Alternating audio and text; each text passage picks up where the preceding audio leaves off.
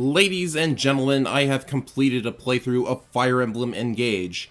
It was certainly an experience. In most circles I'm in, Engage has been one of the most anti-hyped games I've ever seen. Nobody was excited for it. Day one streamers, however, seemed to be enjoying themselves with it, so ultimately I gave it a go. After completing the playthrough, I can say that we definitely have a very good game here. But there's a lot to talk about, so here's my experience with Fire Emblem Engage. To preface, my playthrough was done on Hard Classic mode. Hard seems to be the difficulty I'm comfortable with in most games in the series, and I'm something of a purist when it comes to Fire Emblem, so in the modern games I almost never touch second seals or do optional grinding outside of playing paralogs. I did this in Awakening, and I did the same for my Engage playthrough. There was also one other condition I imposed upon myself. I did not use the actual Engage mechanic even one time in my playthrough. Why?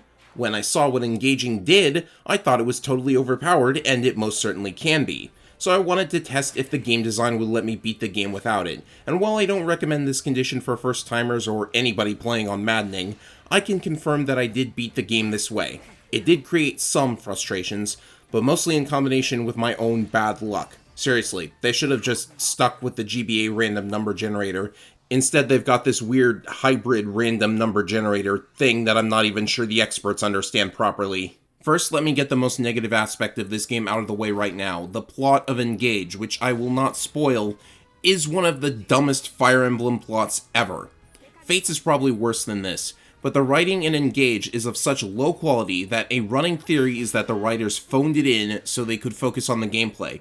As in, they got the order to write a story that allows for lots of nostalgic fan service through the game's main mechanic, and decided to just do the bare minimum for what corporate likes to see. Dumb character design, dumb cinematics, and writing so poor that the localization, which is the usual as far as censorship goes, may have accidentally made the story even better. Not that that's saying much. It's still really bad. There's no outrage about it, though. I think the fanbase basically accepted that Fire Emblem plots are just like this now.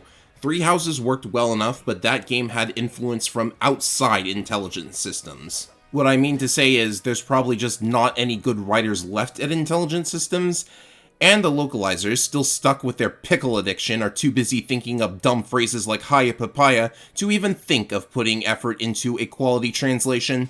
Oh, and before I forget, I'm going to be talking about strategies for certain maps in this review, and while that may not constitute a spoiler, I know from experience that looking up strategies or overpowered builds may result in your own playthrough being quote-unquote tainted, in a sense, sort of.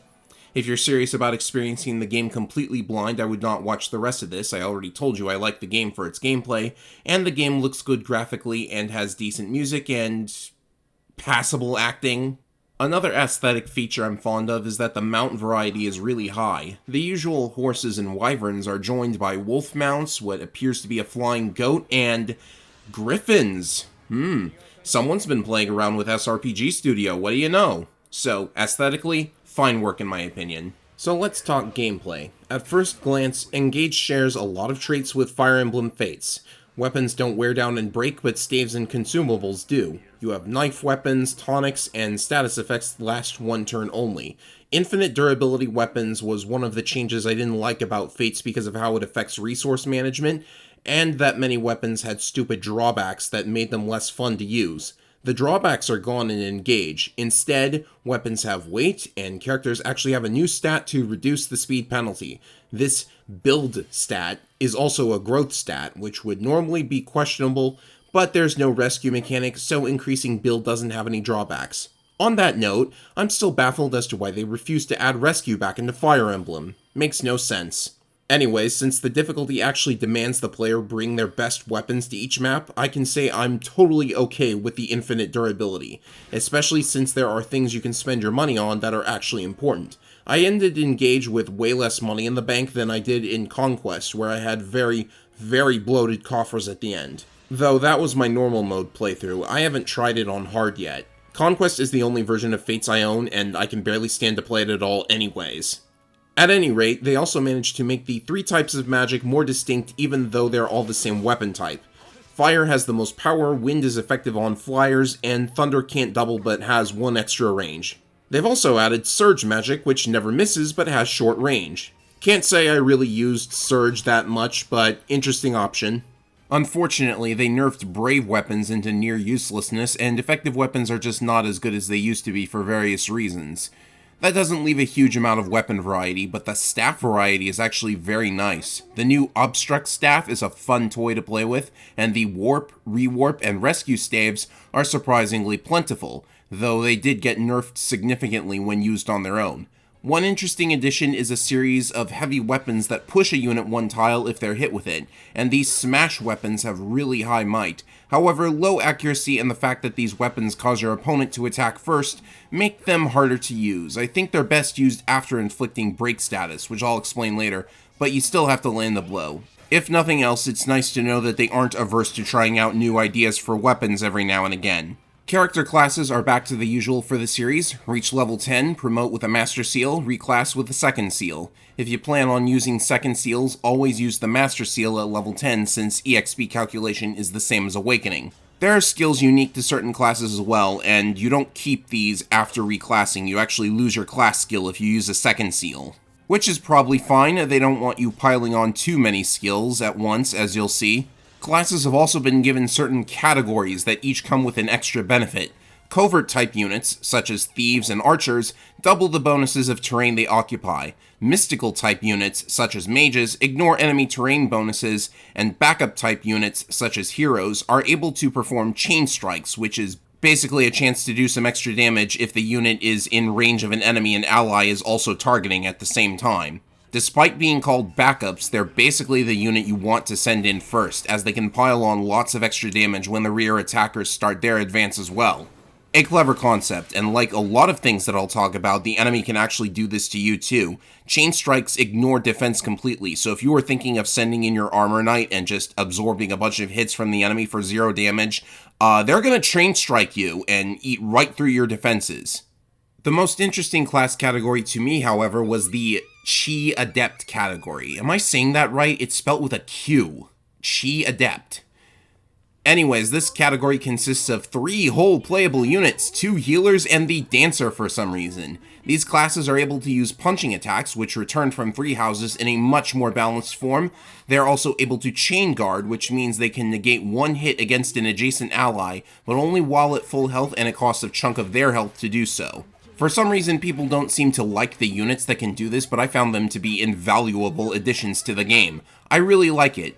Punching isn't an overpowered weapon type since it actually uses the average of a unit's strength and magic stats for damage, but it wrecks low defense units, and it also interacts with another new mechanic, and a big one at that. Instead of a traditional weapon triangle, using swords against axes and whatnot inflicts break status. When under break status, a unit cannot counterattack that round and cannot counterattack the next time you attack them. Even though I would prefer they include some kind of hit avoid bonus, this is still a very interesting way to do a weapon triangle. Enemies are quite lethal and bulky this time around, especially on the higher difficulties, so having a mechanic that lets you stop them from counterattacking is very useful, especially since punching weapons can break units with bows, magic, or knives. You won't be breaking enemies on every single turn, but it's one of those mechanics where if you know it's there, it can save you a lot of hassle. Armored units are also immune to break, which kinda feels redundant. To inflict break status, you have to do actual damage, and armors have insane defense this time around. Oh hey, speaking of knives, this isn't the first time we've had knives in Fire Emblem, but they work differently from game to game. To talk about knives, I'd like to talk about Thieves. Engage Thieves are probably the most overhyped units at the moment. This is kind of a sore spot for me because I've been told Thieves are a pointless class in most Fire Emblems, and now they're suddenly useful in Engage. What they do in Engage is wield knives, a weak ranged weapon that you break only with punching. If you damage an enemy with a knife, you inflict poison, which causes them to take, get this, 1 extra point of damage from attacks for every time they've been poisoned. Knives probably have the lowest might in the game, and in order to poison something you have to inflict actual damage, making poison several times less useful than another similar ability. In fact, they didn't need to include punching when knives could have just been the weapon that breaks archers and mages. They both do similar damage to similar enemies. And another thing, there's a class in this game that uses knives and has a mount. So, what is the point of Thieves? Well, they still unlock doors and chests, but doors can be smashed open like in the Tellius games, and apparently any class can open chests anyways. The class is even more pointless than ever. Giving thieves a purpose and making them good is actually very easy. All they'd have to do is re-implement another seemingly forgotten game mechanic: stealing. Seriously, stealing weapons was a critical tactic when it first arrived in Thracia 776, and even in Path of Radiance where you can't steal equipped weapons, you could swipe as many of those pesky physic, fortify, and status staves as you wanted as long as you got to the enemy before the item was spent. Not to mention stealing equipped items like the Delphi shield to make a flyer vulnerable to arrows again if they had one. Another case of an old good feature not returning because it's old, I guess. I mean, I might be hung up on old game mechanics going away, but seriously. I mean, the player character is allegedly a dragon in this game, right? So hoarding all of those treasures and items should come naturally to us. Well, the player is a dragon in this game, but it's not like they can turn into an actual dragon like a Monokete. You never get that ability for some reason, not in the base game anyways. But you are vulnerable to the Worm Slayer, so that's kind of annoying. You wouldn't expect it to happen because it's very easy to forget you're a dragon, and yeah, I'm going on a tangent, let's move on. I should really get around to talking about the main mechanic of the game: emblem rings. These are 12 rings that each contain the spirit of a previous Fire Emblem protagonist. Equipping any given ring grants skills and stat bonuses to the equipped unit, and the bond level between the unit and the ring goes up as you fight with it equipped. Bond levels unlock more skills and weapons from that ring, and each ring has a wide variety of abilities that make reference to the game the emblem originates from, such as Ike's ring granting an ability that lets you smash doors in one turn, because his game introduced the concept of smashing doors open with weapons. There's even a paralogue for each ring featuring a remake of a map from that emblem's game of origin, and completing it will increase the bond level cap. The nostalgia is put to very good use for these rings, but where things get very interesting is when you gain the ability to inherit skills. This lets you permanently add a skill from the ring to the unit at the cost of SP, which is a resource that the unit earns alongside EXP, as long as they have a ring equipped anyways. There are a wide variety of skills and bonuses that you can get from the rings, though I can see it being complicated to a new player since you have to carefully spend your limited amount of SP, and to inherit anything at all, the unit has to spend enough time using the ring to unlock the skill you want. However, I have in fact used the rings to turn allegedly bad units into destructive monsters. Plenty of ring skills are good on just about anybody in the correct combination. They were actually pretty restrictive about just how many skills you could get this way though. A unit can only equip a total of 2 inherited skills. I suppose it makes sense. Units can have those 2 skills, a personal skill, a class skill, and then a giant list of skills from the equipped ring. Thing is, nearly every personal skill in the game is complete junk. Seriously, whoever designed Alfred, what was the point of a skill that gives you more strength when you wait? I think we'd be totally alright taking that off and adding a 3rd inherited skill. Personal skills are mostly disappointing, so most units of the same class aren't that different aside from their growths, though there are very few units with similar classes as a matter of fact. On that note, one very interesting aspect of the rings is that they eventually gain the ability to add weapon proficiencies. A unit's options for promotion now depend on the weapon types they use, so a ring adding a proficiency can add extra options for promotion and reclassing. I think this was pretty clever as well, as it gives you some customizability in what weapon a unit uses. Your Armor Knight, for example, could become a general with the same weapon they were using, or you can use a ring to get a general of another weapon type, or a Great Knight with 2 weapon types. It's a great balance between a classic Fire Emblem and the absurd amount of freedom that 3 Houses gave you, which ended up depriving units of individuality in the long run. My only issue is that weapon ranks are now static based on the class, which means you can't hit S rank by using a weapon type enough times. Weapon EXP is gone, and that resulted in me having very few units that could actually use the S rank weapons you get at the end of the game, because I chose classes that simply didn't have S ranks in those weapon types. Very annoying. But I haven't even mentioned what happens when you actually do engage. I mean, I never used it in my playthrough because I read what happens and thought it was overpowered. When you engage, you get 3 turns where you have access to extra skills, weapons, and a special attack from the equipped ring. After those turns are up, you have to wait for the engage meter to recharge, making this a bit of a limit break mechanic. Very frequently, there are tiles with engage energy you can use to recharge it faster, and a few skills interact with the meter as well. Engage attacks and skills are, in a nutshell, totally bonkers. Just look at Micaiah's Engage skill. It gives all staves an area of effect, meaning you can create huge walls with area of effect obstruct or mass teleport units with warp and rewarp. If you're playing maddening mode, you definitely want to know these abilities inside and out, but they do sound like a lot of fun to actually use. So on my next playthrough, I should probably think about actually using them. One last aspect of the emblem rings is a feature known as bond rings. There is a second resource in addition to gold called bond fragments. You get about 500 between chapters. 100 fragments can be spent to generate a random bond ring featuring a character from a past Fire Emblem, much like a gacha game, but if you're thinking this is meant to addict players to Fire Emblem heroes, seek help immediately. Bond rings come in 4 levels and can be equipped for a stat boost based on the level, and they enable the unit to collect SP as well, so collecting some isn't a bad idea, but most bond rings aren't a huge deal, unless you get a bond ring with a skill on it. Sadly, only a small handful of bond rings have skills, and even fewer are any good, which makes the entire idea a bit of a missed opportunity. For every emblem ring, there are only 2 bond rings that can have actual skills on them, and only if they are S-rank level rings. If you get 2 rings of a lower level, you can merge them into a ring of a higher level, but this costs a lot of bond fragments in the long run. Honestly, they could have drastically increased the variety of skills and bonuses in the game with this mechanic if all of the bond rings had actual skills on them. There are actually a lot of skills from previous games that aren't present here in Engage, and 2 of the bond rings actually modify weapons used by the wearer.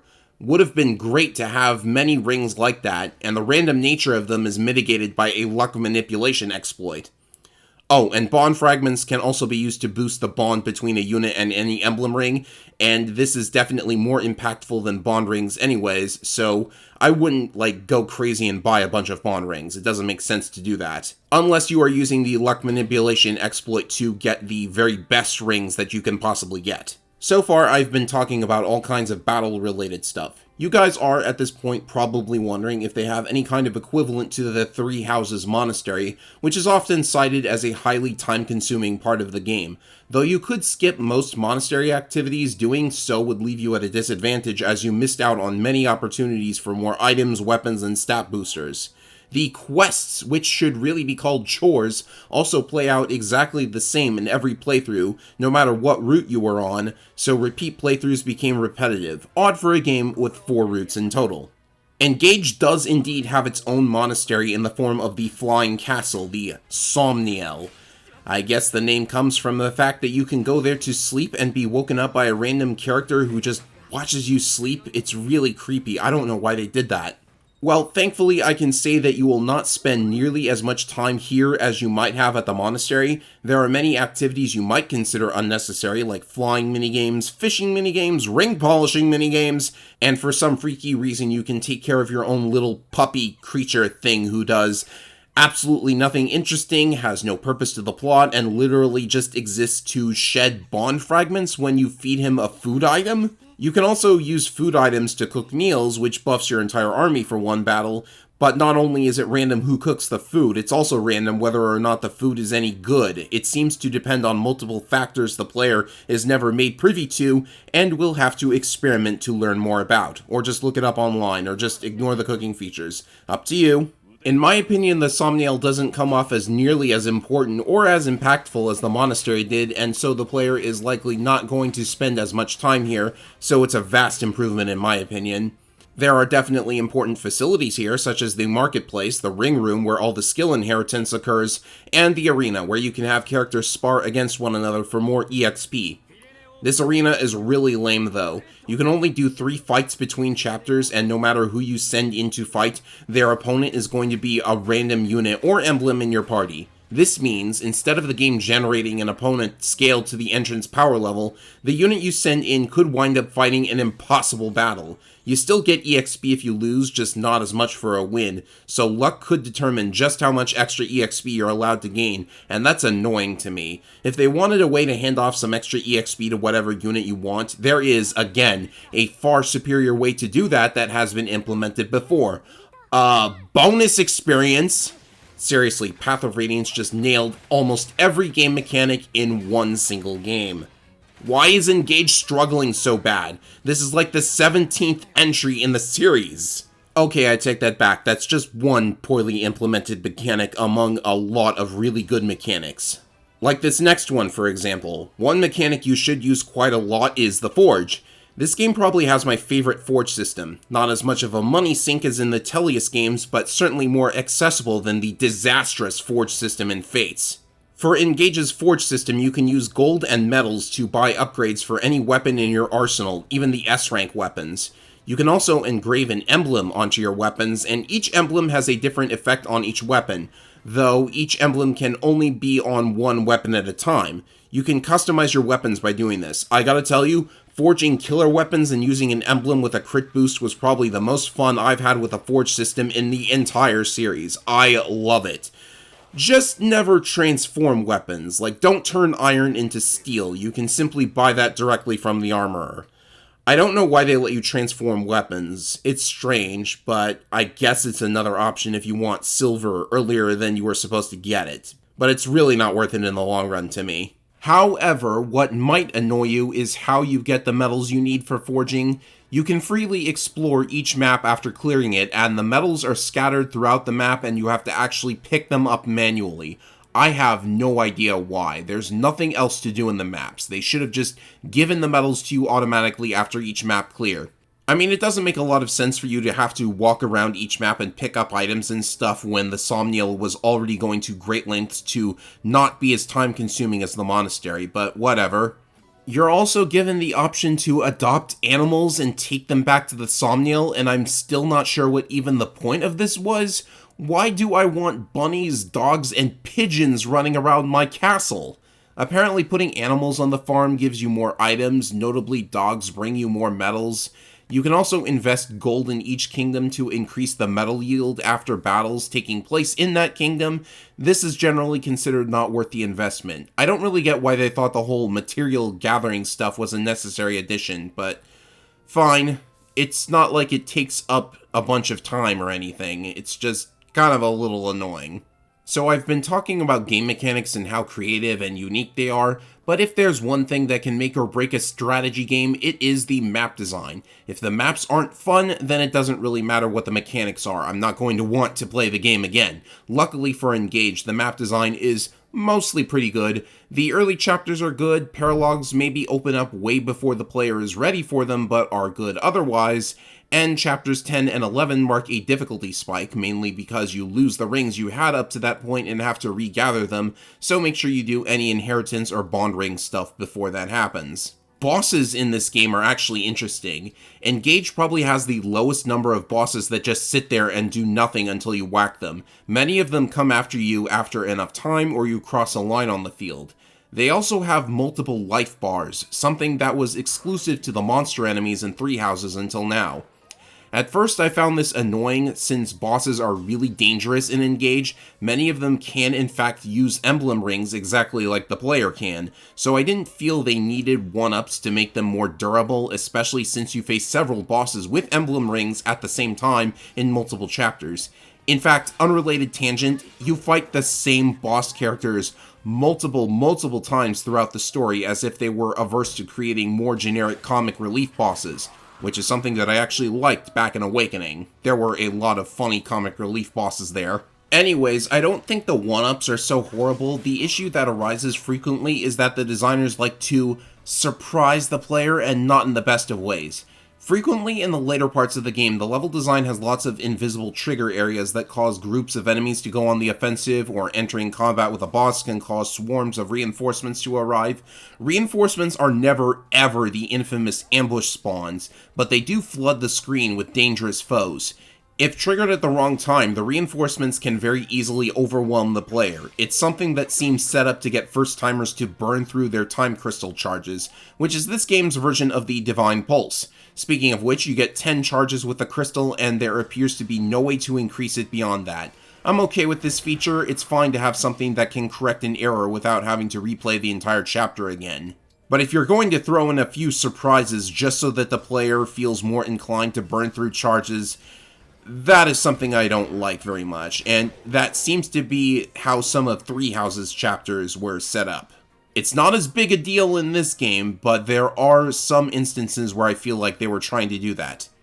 My best example is probably Chapter 19. First of all, this chapter has a real jerk move. Visiting houses makes more enemies spawn in this chapter, and this chapter only. It makes sense because the town is full of nothing but zombies, and what do you expect to find in the houses besides more zombies? But the houses here could just as easily have had goods left behind for the player to take, like they do in every other chapter with houses. What I think is worse than that, however, is the invisible trigger zone that makes the boss start moving. Enemies in this chapter crowd around the boss if they have nothing to attack. So if he's triggered to start moving, the mob moves with him and the player gets swarmed and overwhelmed. And remember, I wasn't engaging in my run, so I think it's possible you could get out of that kind of situation with an engage attack or something, but I find it questionable that I'm learning from failure by throwing myself at the enemy in order to do recon on what exactly triggers what. However, after failing the chapter just once, I was able to work out a plan now that I knew what was going on. As long as you don't trigger that boss, you can lure the enemies away one at a time so that he has no mob when he starts his assault. This pattern of failing and trying again after finding out some property of the map I could use to my advantage repeated in several instances. I adopted a slower, more cautious playstyle, carefully cleaning out enemies without going into any trigger zones or learning when to activate speedrun mode and run over the boss. Though I will admit to warping to take shortcuts in Chapter 25, because that chapter floods the screen with enemies from the start. The final chapter also floods the screen with enemies, but there are ways of despawning them that I picked up on by chance. It's far from the worst level design in the series, and I actually don't want to consider it so bad that it ruins the game. I still had fun with the unit customization. To be honest, there's really only one chapter that gave me so much misery that it made me rethink doing a second playthrough. Chapter 20 is one of the very few Fog of War chapters. I can barely remember if Engage has more than 2 of these. Engage Fog of War is already really questionable. Torches and thieves seem to barely help at all with vision, which is unfortunate because Engage made it so you can't walk on the hidden tiles at all, which seriously slows movement. There's a torch staff this time, but you can't target a tile and reveal the area around it like in the GBA games. Using a torch staff is instead no better than the torch item that anybody can use. So torch staves are good for EXP farming only, and that really hurts the enjoyability of Chapter 20. The chapter's gimmick is a game of hide and seek. The boss is able to teleport to a random tile out of your vision range after an attack, and he only attacks if you wander into his range. This will cause you a lot of trouble since you might run into him at the same time you run into other enemies. It would help a lot if torch staves worked like in the GBA games, because then you could more effectively scout him out. Like with other chapters, I ended up messing this up and had to try again. That's when I found out the boss's starting location is always the bottom right corner, so if you clean out every enemy while avoiding that location, you can take him on a lot more safely, and you know where he is. And after many turns tediously taking down enemies and taking off his first life bar, he proceeded to teleport all the way to the other side of the map, and I had to walk all the way back there again. Luckily, that's the worst Engage has to offer. Other chapters throw out a silly Fate-style gimmick from time to time, but I think you can get used to these. Oh, and that entrap staff that can pull one of your units into a horde of enemies to be slaughtered, that thing is a horrible idea too, but at least I can bait it with a high-res unit and a pure water. And RNG abuse. One other thing, I'd just like to say that I feel that so far the DLC has been questionable. Like, it feels like pay to win considering how much stuff you get out of it. The game doesn't seem designed with the new emblem rings in mind, and there doesn't seem to be a way to do a playthrough with it turned off, short of making another Nintendo account. Soren's dialogue in the latest DLC is the greatest thing ever, however. Probably because Soren is the greatest thing ever. So, with this very long overview out of the way, what's the word on Engage? Worth a purchase? I'm going to say that yes it is, if only for the gameplay, which presents a new system that works wonders and carries a lot of nostalgia value for series veterans. The emblem rings alone are epic simply because you have past heroes passing on skills to a new generation, almost like the series is entering a new generation in a sense. The storyline could potentially be intolerable, but you're free to ignore it and focus on customizing each unit and turning them into killing machines. And that's what Fire Emblem has always been about for me. That never went away. No matter how many features get ignored or removed, no matter how many weird, unnecessary activities get added, the core of Fire Emblem is always there. Build an army, trust nobody. Most importantly, beware the children. I'm Ephraim225, and I thank you for watching this all the way through to the end. Now, who's ready for a carrot cake? どうしたらこうなるわけ？可愛いけどまずい。